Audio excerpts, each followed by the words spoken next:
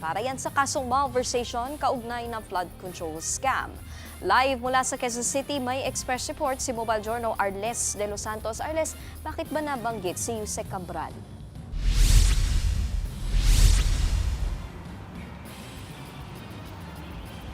Nikki, lumalabas kasi na si dating DPWH Undersecretary Maria Catalina Cabral mismo ang nag-utos na maipasok sa budget ang subject project ng malversation case ni dating Senador Bong Revilla.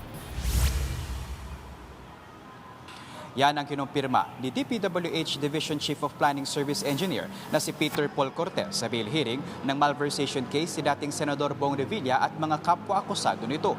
Bitbit ang original at certified true copy. Ipirinisinta ni Cortez sa 3rd Division ng Sandigan Bayan ang listahan ng mga proyektong si Revilla umano ang proponent.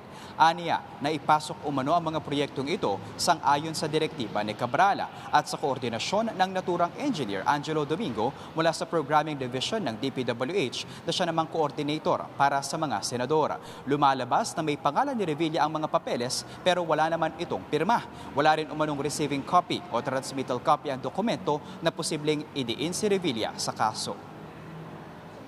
Nikki, ilang minuto pa lamang ang nakalilipas mula nang matapos humarap sa witness stand si Cortez na agad namang nilisan ang Sandigan Bayan. Mamayang hapon ay ihaharap ng prosekusyon ang isa pang witness nito na si Jose Jason Cruz. Habang sa Huwebes naman ay si dating DPWH Undersecretary Roberto Bernardo ang haharap na isa sa mga nagdawit kay Revilla sa flood control scam. Wala naman ang dating senador dahil nga sa pagsama ng pakiramdam nito na dahilan para maaga itong lumisan sa Sandigan Bayan kahapon. Yan muna ang latest. Nikki.